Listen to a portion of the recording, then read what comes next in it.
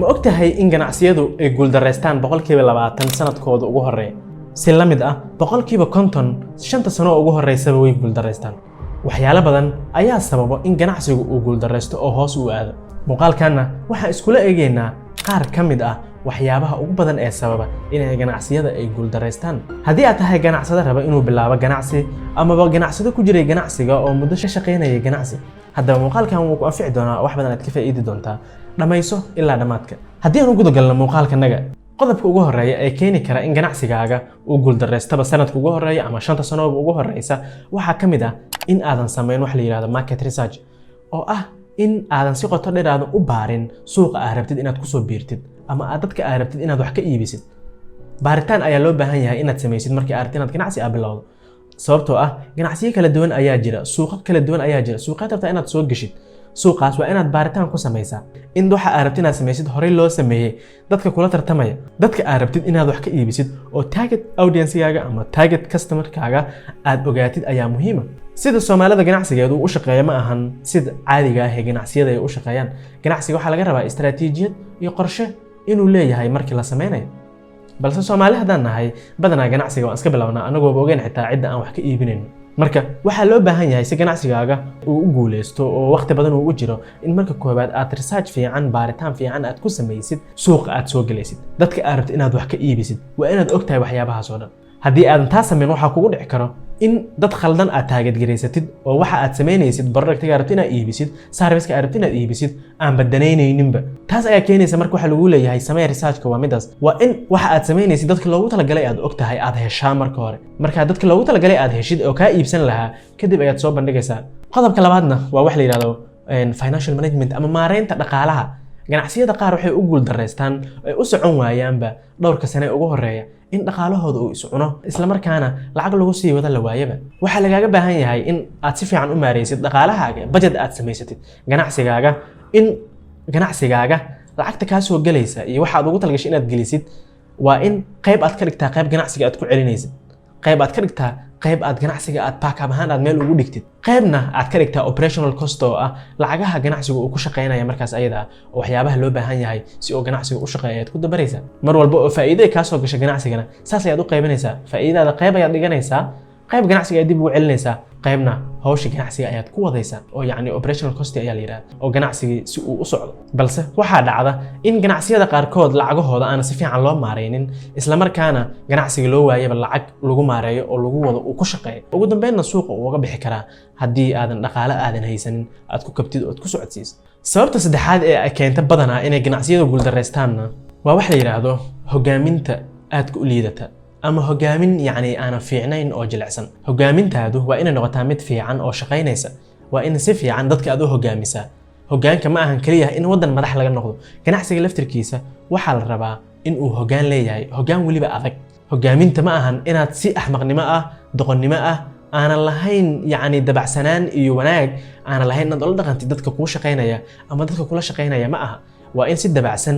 hogaanka ama hogaamiyaha laftirkiisaba astaamo fiican ayuu leeyahay marka astaamaha hogaamiyaha laga rabo waa inaad yeelatid dadka u dabacsanaatid aad dhageysatid aad tixgelisid dadkii ay si niyadsan ay kula shaqeeyaan haddii hogaanka uu ka halaabo go'aan qaadashada ayaa ka halaabaysa dadka kuu shaqeeyana si fiican uma maamulaysid marna haddii dadka kuu shaqeeya aadan si fiican u maamuli karin oo dadkaasi niyadooda iyo environment-ka ay ku shaqeynayaan aysan ka helin waxay sameyn karaan yacni waxyaabo ganacsigaaga aan u fiicnayn waxay macaamiisha oo la dhaqmi karaan qaab adiga aad ula dhaqmaysay oo kale sida adiga aad kula dhaqantid dadka kuu shaqeeya ay ayagana kula dhaqmi doonaan macmiilkan haddaan la qancinin oo ay ku dhacdo marar badan sidaasna waxaad ku weyaysaa halkaas macmiilka ganacsigaagana hadduu macmiil la'aan noqdo suuqa ayuu ka bixi karaa oo waxa wax ku tahay waa dadka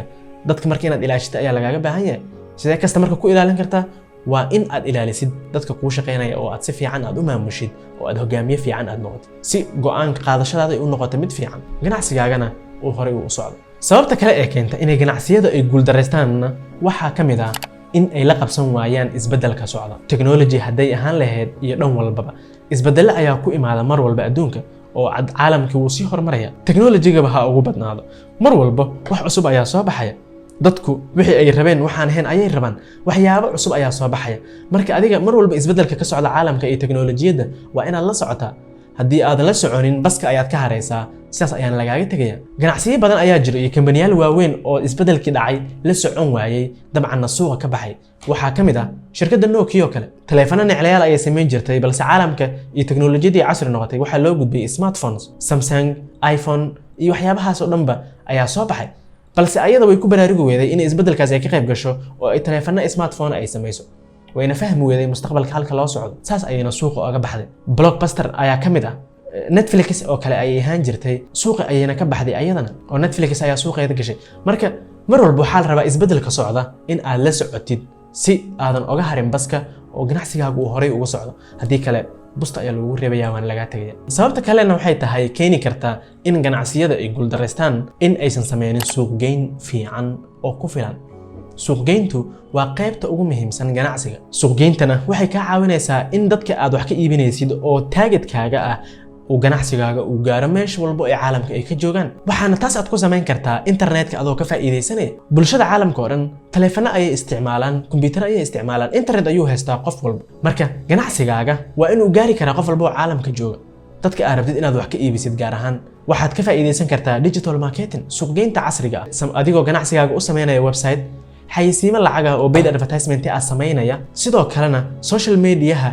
ka dhex muuqanaya oo account social media intaad ku samaysatid productyadaada serviceyadaada aad ku xayeysiisid oo aad soo dhigtid si joogto ah in email marketing aad samaysid in SEO-ga ama search engine optimization wax la yiraahdo oo ah ganacsigaaga marka laga baaro Google-ka in laga heli karo ama in online-ka laga helo mar walba oo aad ku jirtid ganacsigaaga wax badan ayay u taraysaa. Marketingkuna waa intaasi in lagu daray. Marka mar walba waa muhiim in marketing fiican aad samaysid. Digital marketingka haddii aadan horey u sameynin ama aad horey u sameyn jirin maanta ka bilaabato ganacsigaaga u samee digital marketing. Haddii aad la yaaban tahay waxyaabahaas oo dhan sida loo sameyn karo oo suuqgeynta casriga ah ama marketing fiican loo sameyn karo adigoo ka faa'iideysanaya internetka teknoolajiyadda waxaa ka caawin kara shirkadda Kawa Digitals. Waxyaabahaas oo dhan si fudud ayay kugu sameynaysaa ganacsigaagana waxay ka dhigaysaa mid internetka ka dhex muuqdo caalamkana ama customerkaaga ama macmiilkaagana daafaha caalamka meel walba ay ka joogaan uu gaarsiin kara ganacsigaaga. dad badanna ay ogaan karaan waxa aad meesha ku haysid. Haddii u baahan tahay in laga caawiyo digital marketing iyo waxyaabaha la xiriira, waxaad la xiriiri kartaa lambarada iyo emailka shaashada ku qoran.